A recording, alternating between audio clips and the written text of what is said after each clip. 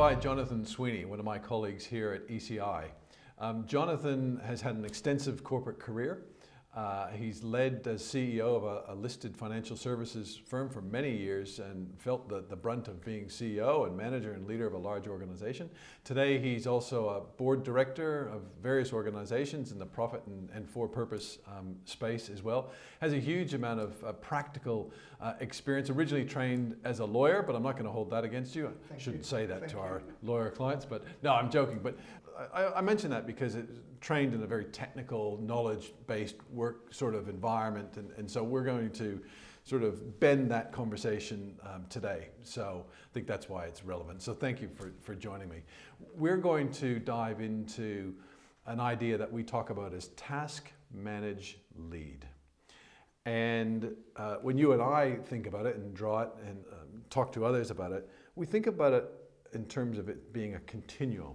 And it's sort of almost like a life continuum, if you will, or not a life continuum, more of a professional continuum, or a continuum for our professional lives is probably the best way to say it. Where we start as often as task-based workers doing work for others, and then potentially we get promoted or identified as a person who has some management possibilities, potential, we'll call it.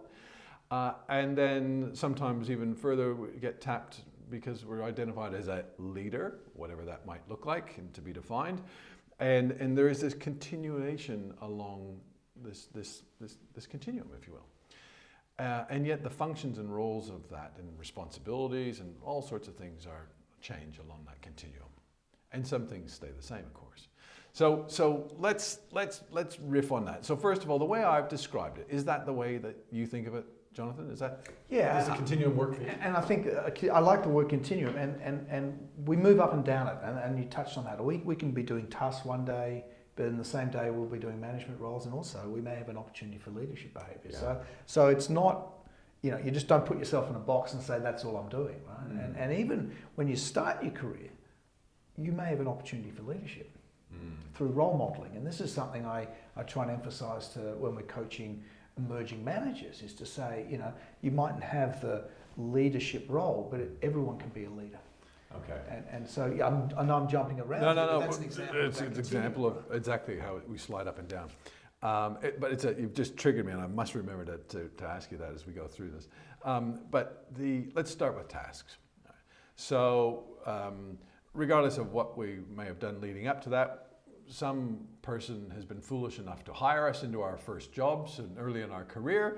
And so what do we, when we think about task-based work, let's just start by being clear about the sorts of things that we're talking about. Well, I mean, one thing that you have little discretion is how I describe it. So you're told you do this, you do this, you do this. And when I started, there were lots of forms, Chris. It was a lot of paper-based stuff, right? Obviously now it's computer-based. And if you think what tasks are, you're basically moving an output. You're getting an output somewhere. I don't know. Paper shuffling is the sort of the term, people in a not positive way would describe a lot of tasks. As you're moving a part of work, you're moving it forward. Well, as a young lawyer in your career, that would have been what it was. Do Absolutely. Work for others, a partner or whoever, exactly. Move it along in the process, That's it. Yeah. And you look at, I look at, when you're driving past a building site, right? And you've got the people holding the paddle, the spoon. That's a task, right? And that's the bottom of the food chain. That's where you start your learning experience. And so you start your job doing a lot of tasks. And as you said, if you're lucky enough to be reasonably good at doing those tasks, then you may get promoted into a leadership. So let's start, just to be clear, what are we learning when we're doing task-based work? Yeah, well, there's some things we're learning through, I would say, almost osmosis. Yeah. And again, this is where I'd like to open people's eyes to the opportunity. But the finite things, if that's the right word, the physical things we're learning with tasks is procedures and how to do things and how things fit together and the technical skills to build upon, which we all need to know. And as a lawyer, using that, or an engineer using those as examples, you're taking your theoretical and you're putting it actually into practice. Right? Yeah. And tasks help you do that. But for me, the wasted opportunity, I believe, in task-based work is it gives you a wonderful opportunity to see how other people do things. So it gives you an opportunity to observe good managers, to see good leadership, and actually to say, hey, That's how I would like to do things. So even though you're doing tasks, you're still seeing things that you can learn and benefit beyond the actual task. Okay, so while you're doing task-based work, you're learning how to deliver to standards. Yep. You're learning how to complete things on time, presumably at quality, at whatever's expected, right? You're doing work for others. You're also learning, presumably, how to fit in. Yeah. Right? Learning How to social norms, right? Learning social norms. And you're witnessing, hopefully, being mindful of the behaviors you see around you from perhaps more senior people. Yep. Okay, so there's a lot actually happening when we're doing task-based work. Okay, so let's kind of move along the continuum, if you will. So management. So I know that you love the debate about management and leadership, and so much has been written over time about the differences and similarities and people conflating the two and whatever. Let's think about management in a kind of a purist sort of perspective. So let's talk about what's going on when we're managing. Yeah. So, and you're right, Chris. I think, and we'll get to it, but because I can't help myself. Is leadership is one of those. I know. It's one of those terms, right, where you're a leader, and no, you're not actually. You're actually a manager, right?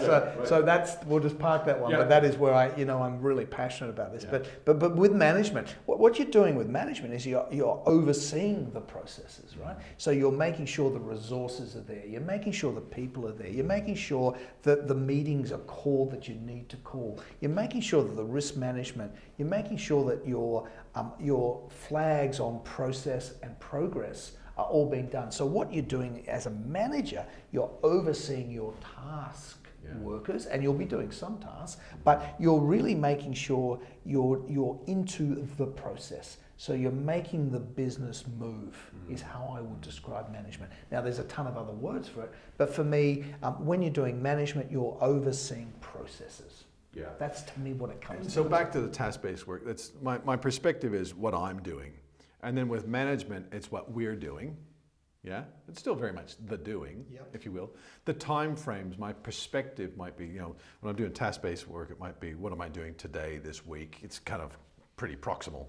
When I'm doing management, maybe I'm thinking longer term. Maybe it's this quarter. What do we have to deliver this year?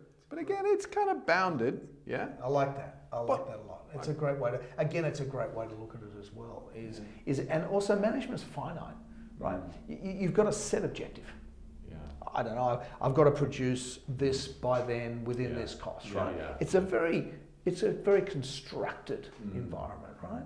And I'm desperately trying not to get into leadership here, Chris, because I can't help myself, so I'm holding back here. Okay. But that's what management's about. It's I say to people, it's about getting stuff done. Getting stuff done. Yep. That's management. Yep. That's good. And with and through others. Absolutely. Right. Okay. Righto. Let's go there. Oh, I'm excited, Chris.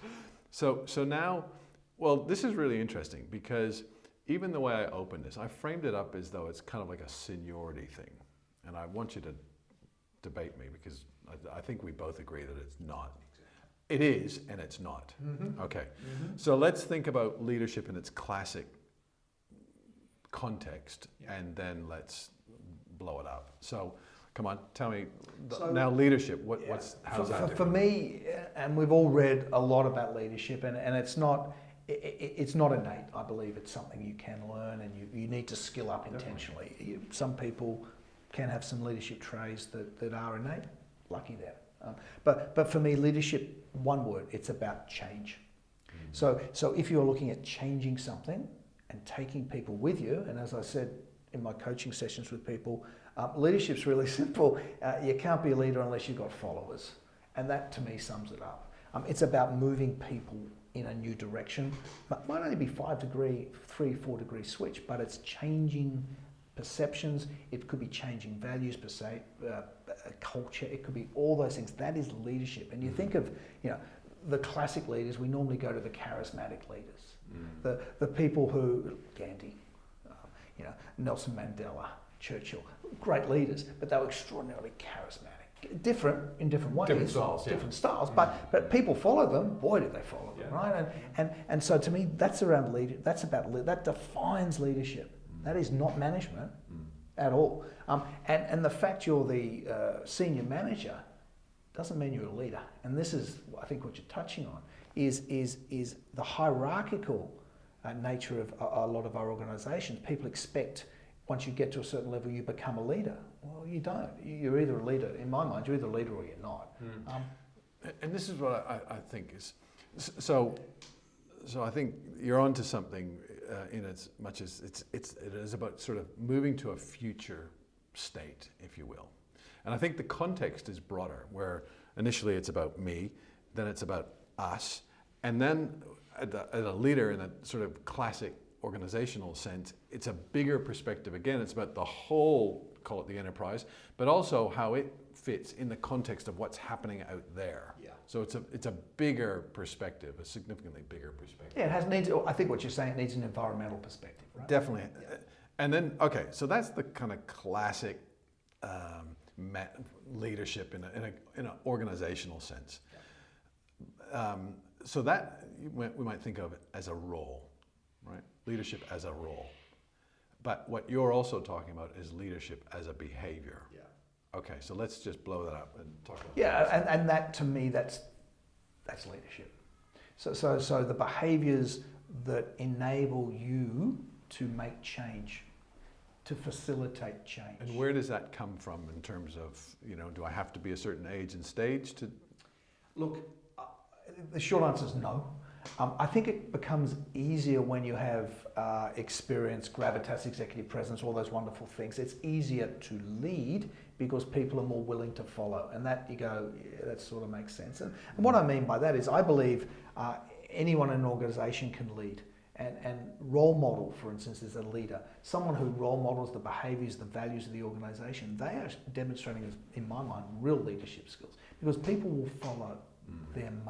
They will follow those behaviours. And so there's an opportunity for all of us to be leaders. Now, you can't do it all the time because you just can't. We all have tasks and we all have management roles to do, right? But again, this I suppose, overused term of leadership. Leadership isn't getting your team to deliver on time. That's management, right? Yeah. Now, you may have some leadership in there. You might be needing to change behaviours within that, absolutely. But at the end of the day, that's a management role, right? And good leaders may not be good managers. And again, that's not necessarily a bad thing. And what I'm leading to is the behaviours of a leader are different behaviours to a manager. Yeah. Well, I think, you mentioned some names. I would throw in there a Martin Luther King. Mm-hmm. If you think about, he didn't have leadership in a conventional, he didn't run a big organization, right? He was a church minister. Mm-hmm. And yet he had massive leadership. And, think of Mandela. I mean, there are lots of examples we can see that. So we don't need the hierarchy of an organization. I also heard saw a great example the other day where a very senior, group executive was sort of talking about, so much change, we got to kind of almost slow down the change. And a person 3 layers down said, well, how do we do that? Mm-hmm. Look at our environment. I mean, we are just under such pressure from our environment. We actually got to help the organization to change even faster, not try and hold it back. And I would think of that as leadership in that moment. It's a leadership question, isn't it? Right. It's a big one. But it came from someone. And I love the culture and that's the culture you want. You want this sort of continuous questioning, constructive, positive, enabling questioning is just so important. And good leaders love that, right? Yeah. Because they want to influence. That's what leadership is about, right? Yeah. It's about influencing. Okay, so we've established that there's task, manage, lead. That's a nice, elegant way to sort of think about this continuum. So let's think about, I'm a busy executive, I'm under time pressure, I've got a million things to do, I've watched this, but help me distill it into, what are the sort of big themes that you want people to take away? So whenever I talk about, and you talk about this stuff, I always go, so what? So what does this mean for me, right? Well, for me, look at one question I'd ask us all to do, and I do this, is reflect on my day, my week, my month. And sometimes it helps just to write rough notes. Mm-hmm. How much of that did I spend doing tasks? And we all have to do tasks. Yeah. Paying bills, that's a task, right? How much did I spend managing? And then how much time did I spend in leadership? And that will fluctuate during the day, during the week, during the month. and look at that and say, is that where I should be given my role? Great question. Is that how I have the greatest impact? And then the second, is that where I want to be? Two really good questions. Yeah. So do I need to be there? And do I want to be there? Right? And the want to be is about, do I develop? Yeah. Where do I? And then look at that, and I can guarantee you, you're going to be looking at the tasks you do. And you're going to be saying, wow, I'm doing a lot of tasks here. Because we all fall into that. Okay, so one takeaway is to just kind of review, if you will, reflect on where you are, where you're spending your time. Have you got the balance right? That's it. Okay. And if you're doing I was going to say, the takeout for me is if you're doing too many tasks, start thinking about delegation and empowerment, right? That's and boy, we can go on for half an hour there, so I'll stop there. But that's one. The second one is I use it as framing for meetings. When I'm going into a meeting, I look at the agenda and I say, how much of this agenda is around management and leadership? And therefore, I start getting my mindset fixed on, well, what am I going to need? If it's a management conversation, my behaviours will be different to if it's more of a leadership. If it's say we're talking strategy, then you're starting to move much more towards what I would call leadership change behaviours. Not always, but you're going to need management in there. So look at meetings or coming up and just think, and some meetings, let's be honest, are really task-based. They could be a working group meeting where you're just literally going through stuff, progress reports. Well, that's very task-based. So again, different mindset, different objectives. And then the last one, and you touched on this at the start, is what situation am I in or am I about to go into? And is that going to be a situation where I need to have a strong management hat on? So it's really around process procedures and getting stuff done. Or is there an opportunity here for me to influence behaviours? Is there an opportunity here for change to be made, in which case I'm bringing leadership? And they are very different ways of approaching things. And it's it just gives you a wonderful little checklist. Okay, what am I doing here?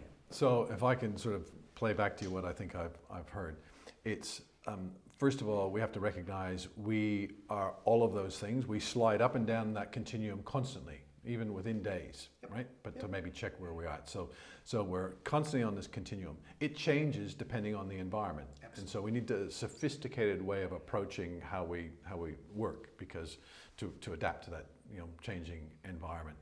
That there's a lot that we can control in terms of, if I'm not spending my time in the right areas, I can control that. Maybe I need to recalibrate and sort of do more of this and less of that. But I'm actually in control of my time.